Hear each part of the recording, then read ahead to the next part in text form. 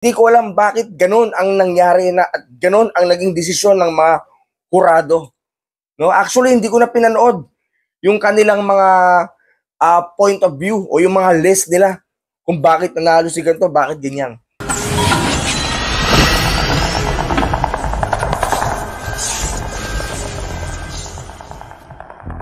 Yo, what is up? It's your boy Elmo, Luzon, Visayas, Mindanao. Magandang gabi po sa inyong lahat. Happy holidays, Merry Christmas po. Yo mga kaulo, hindi ko na po patatagalin. Kapapanood ko lang po ng laban ni Mot at ni Six Threat. Yo mga kaulo, mula sa PSP, no, medyo may gusto lang akong sabihin mga kaulo. Itong PSP palagi na lang merong kontrobersyal. And talagang kapapanood ko pala ngayon, wala pang 5 minuto mga kaulo, ginawa ko tong video na to para magsabi po ng aking palagay. Yung mga kaulo, sobrang nadismaya lang ako sa resulta ng laban. Actually, itong dalawang battle MC na to, Six Threat at Mot, pareho po itong magaling.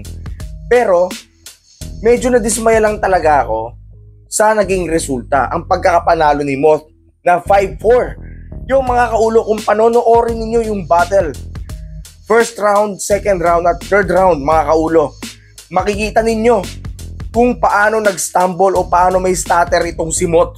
Ang haba at talagang yung sinasabi niya ay hindi na direct to the point. Doon patungkol kay Six Threat. Ang daming lapses, ang daming sablay ni Mot sa laban na to. Kung titignan mo yung mga sinasabi ni Six Threat, talagang bawat round ay talagang kabisado, talagang bara per bara, punto per punto, talagang nakuha yon ni Six Threat. Mga kaulo, ha? Don't get me wrong mga kaulo, itong PSP na to palagi na lang merong controversial. No? Hindi mo talaga maisip, di ba?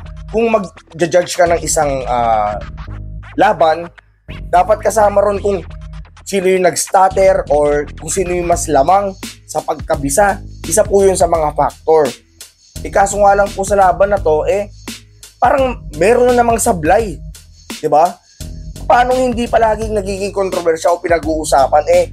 Gaya ng laban na to, malamang maraming nakapanood at nag-react dito na bakit si Mot ang nanalo. Kung panonoorin mo yung sa third round, halata mo nang hindi nakabisado yung bandang dulo. Merong sablay, merong lapses. Mga kaulo ha, gaya ng sinasabi ko sa inyo, hindi po ako against kay Mot, hindi po ako against kay Six Threat. Ito po ay base sa pagpuna ng isang nasa hip-hop community o nasa hip-hop scene, at ako po ay matagal na pong nakasuporta sa Flip Top, PSP ngayon, and kilala ko po yung dalawang battle MC na to. Diba?